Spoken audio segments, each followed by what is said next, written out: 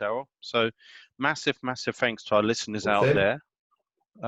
And thanks to, as I say, those of you who are joining us later as well. I'm delighted to be with Daryl Norkett from LendWell. We seem to be going live every Friday at 8:30. This is not a scheduled every Friday at the moment anyway. Used to be, for me, Fridays at this time of morning, I'd be in a swimming pool working really hard or almost at the end of the session. So I was going to say massive thanks for joining myself this morning. I do like to get back into the pool. So I'm hoping it doesn't become a regular occurrence, and I'm hoping things reopen. In terms of when things reopen, though, that could be some time for those type of facilities, gymnasiums and so forth. Daryl, the focus of Monday is on retail and the opportunities for developers.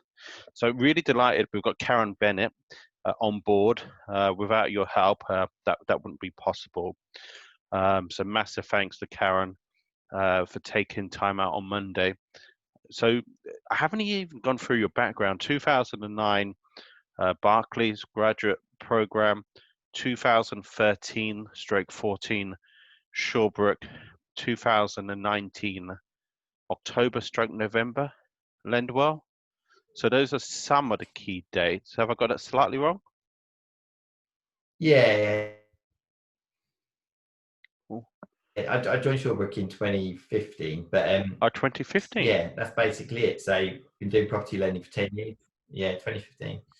So yeah, been doing property lending for 10 years, and I like to kind of think that I started at one of the biggest organisations you could possibly be at. You know, Barclays is absolutely huge, and then since then I keep going to smaller organisations really, and that's because I just really like the more flexible approach that you can have at a smaller lender, where you can really try and work with people to make deals work. And you know, it's absolutely not tick box for us at LendWell, and to a certain extent it wasn't at Shawbrook either. So I just like getting deals done.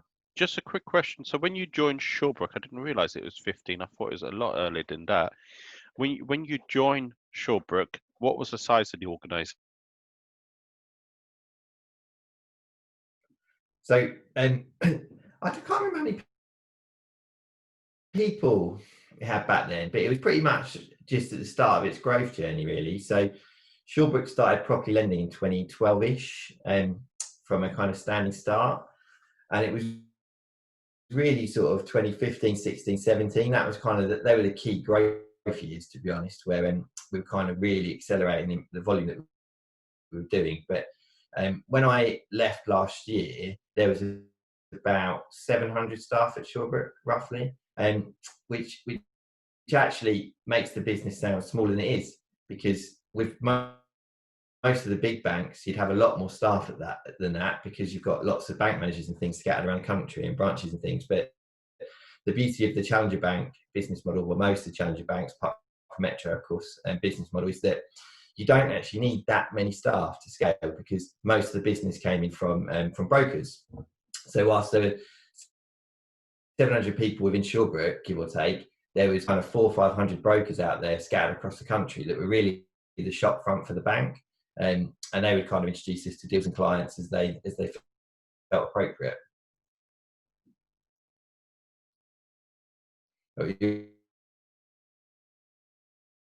You're on mute there, Brendan. Sorry, I was going to say Karen came from Shawbrook as well. So Karen Bennett. Yeah. So I don't know Karen honestly as well as you do, obviously, and I know yourself much better than Karen. But Karen is a partner at LendWell, senior position at Shawbrook as well. So look, there's so many questions I want to ask, but the audience want to know what's in it for them. You know, i.e., in terms of retail to resi, in terms of opportunities for retail. What's your views on the subject, Daryl? Yeah, I think some of the best opportunities, both in terms of creating value and in terms of rental yield, will come from retail. So, I mean, my view is that retail as an overall sector has been on a decline for a number of years. It's quite a slow decline, but on a decline for a number of years. So that the coronavirus crisis, which has meant so many of those businesses have needed to shut, albeit some will be able to reopen in the middle of June, actually, but they've all been shut until now. Some of those were in a precarious financial position before the virus.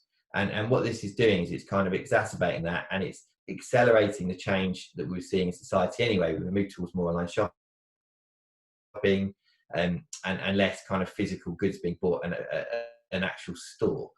So for me, retail was always going to shrink as a sector. It's now going to shrink more quickly. And I think I would be very surprised if we don't see some high profile casualties of that this year. And that leaves behind an enormous amount of real estate, because all of those businesses occupy premises, whether they rent them or own them. And what we don't want is empty units littered across every high street in the country. So I think where appropriate, and it won't be everywhere, but where appropriate and where the demand is there, there's a fantastic opportunity for property developers to come in and repurpose that real estate, because it might be that you can keep a very small showroom shop front in the most valuable part of the retail space, which is the front, and that can be viable for someone because it's smaller, there's less cost involved for the retailer. But for the developer, you've then got all the space at the back of that property, above that property, behind that property, whatever it might be, and that presents an opportunity for residential conversion, which is where the serious profit can be made. So I think in the right areas where the demand is there, there's an absolutely awesome opportunity for people to get involved with converting retail. So what are the caveats though? When isn't it going to be a great opportunity as a lender? Well, there's got to be the underlying demand there. So you can't take a vacant premises in the middle of a busy town city centre and put a flat above it if there's no other residential properties around it. That doesn't work. So it's about spotting the opportunities where you can create something that sort of fits with the rest of the area. So the one that I see quite often is the classic kind of, London suburb, sort of mini high street, where there's already quite a lot of houses directly behind and beside that retail street. So that kind of suits creating more residential space in that area, because it's kind of a mixed use area anyway. So that works. But you need to think about how it's going to fit in with the rest of the homes and where people live and what other flats are on the market and this kind of thing. And then there has to be underlying demand for either tenants or buyers. Most of those properties, not all, but quite a lot, get kept as investment properties by the developer.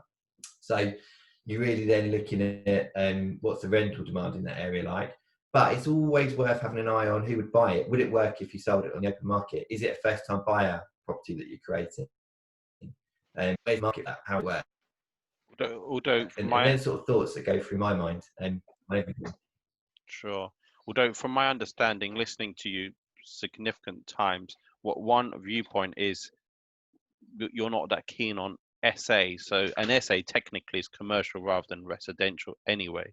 But that wouldn't get a huge tick from you. Is that right or wrong? I wouldn't say I'm not keen on SA. I would say I haven't seen SA done well many times. So there was a bit of a perception in the market a few years ago that SA was just the next big thing. Do SA because it's easy and you get a 20% yield instead of a 5% yield. But for me, that's just not the reality. SA is a business. So the best client I've worked with at SA wasn't a property investor. He owned a B&B, and he was the best person that I've worked with on SA because he's basically running a bed and breakfast, just without the breakfast bit. But the whole hospitality bit is the same. The target market is the same. So that's one of the reasons. I think if people are going in fully aware of the management requirements and want to do a good job as hospitality business owners, I'm all for it. But if it's a property investor wanting to kind of hand it off to a management company and hope it all goes well, I'm less keen. And then the other thing I'd say with SA that's always been a bit of a challenge is just doing it right from a compliance perspective. So do you need planning or not. It's a real question mark. But in London, you most certainly do. But outside of London, it is a huge question mark, and not everyone checks. If you're doing it with a flat, does your leasehold actually allow you to sublet it, short-term accommodation? Most of the time, it doesn't. So as a lender, you can protect yourself from that risk by checking, does it work as a buy-to-let, and what would you do if the freeholder said, stop doing SA, you're in breach of your lease. But as a business model, that's just not sustainable. You can't run a business sort of crossing your fingers behind your back that no one notices you're doing something wrong. So that's part of my issue with SA, really. It's the sustainability of it as a long-term model. Where done correctly, though, with everything in place, the right insurance, planning if you need it, or if not if you don't, consent from freeholders if you need it, all that kind of stuff. I think it can work as a business, but it's not the same as buy-to-let for me. Okay. And look, I don't want to ask you too many questions because Monday is the day to be asking really the questions, and I'm sure Aaron will be asking very different questions anyway from myself, in terms of potential sectors, retail to resi. And again, it's not quite resi, it's more service accommodation, apart hotel. Did you have experience of that at Shawbrook? Or because I was speaking to an architect yesterday as well, and they were saying, I'm not sure this is quite true, but maybe this is what Evan would say as well, that apart hotel is the fastest growing sector.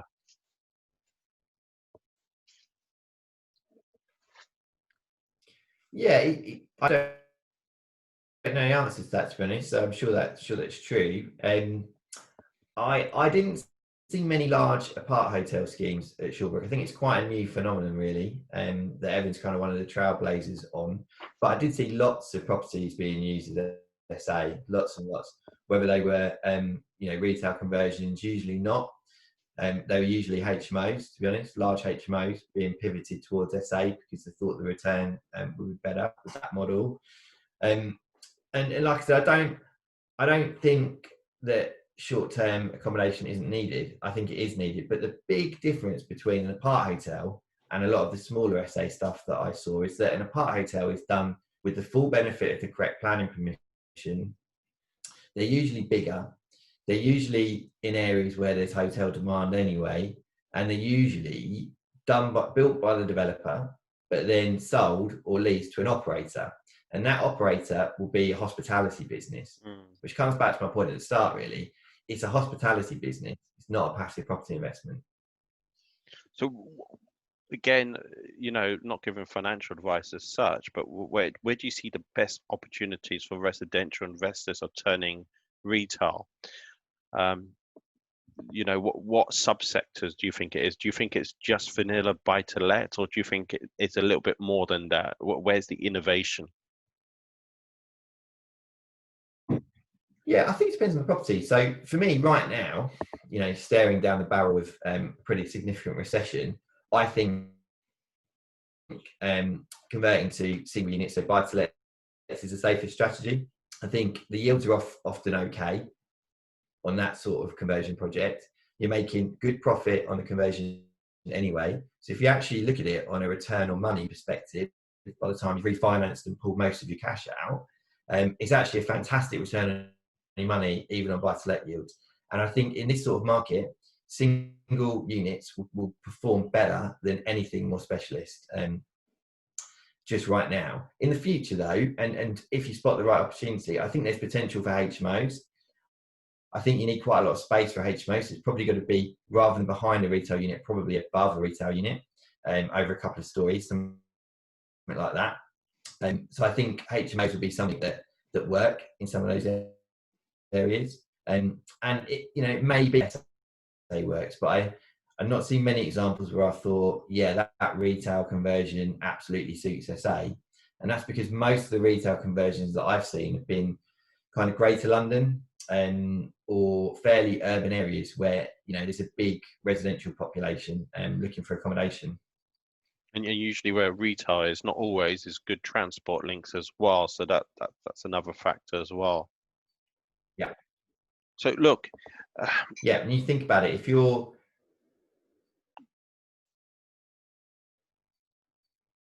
Go on, Daryl. Yeah. So I was just going to say, so if you think about that from a sort of an end customer perspective, if you're working in one of the remaining retail businesses that are in that area, or in a cafe or a restaurant or a cinema, how good a pitch is that you can literally probably live a stone's throw from where you work? You can kind of wake up, get dressed, roll out of bed and roll into work. And I think that level of convenience is what some renters are looking for. Look, whether we do this as a topic on a Monday morning or not, I am still keen to get your views on student accommodation. I know people think well, it's interesting because I was speaking, I don't want to name them personally, but I was speaking to a student investor, and he still believes that sector will work in the long term. In fact, I was speaking to two people on that sector in the last few days. So maybe at some point we can cover that, and maybe it will be on a Friday morning at 8:30. So look, Daryl, how can people find out more about yourself, about LendWell? I think yes, the best thing to do is if you visit our website, which is, you're breaking up a bit there, Brendan. I think it's my internet.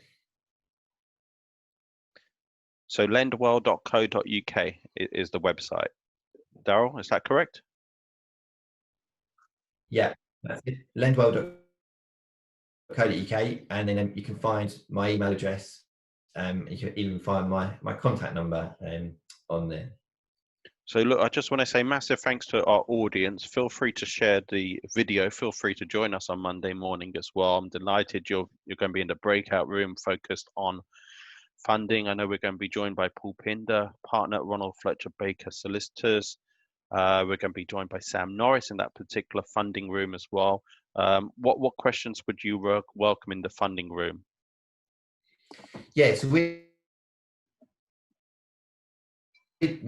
as tricky and as challenging as they come, we're kind of up for it between the three of us. So particularly if people are interested in doing any sort of commercial property conversion, we'd be very happy to kind of go through how the funding for that works. So it's a bit more complicated and involves a mix of bridging or development finance, and then how that would work on a mortgage at the end if you're going to hold it as an investment property. So we've got the perfect team in the room for that.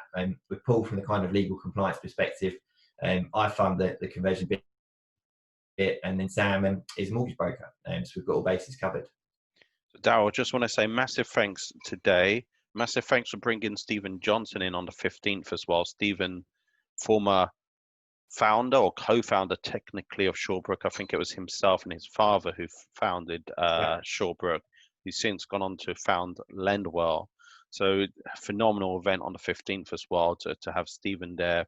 Got John East from KFH Estate Agents as well. Evan's introduced me to John East. So massive thanks to Evan for that introduction.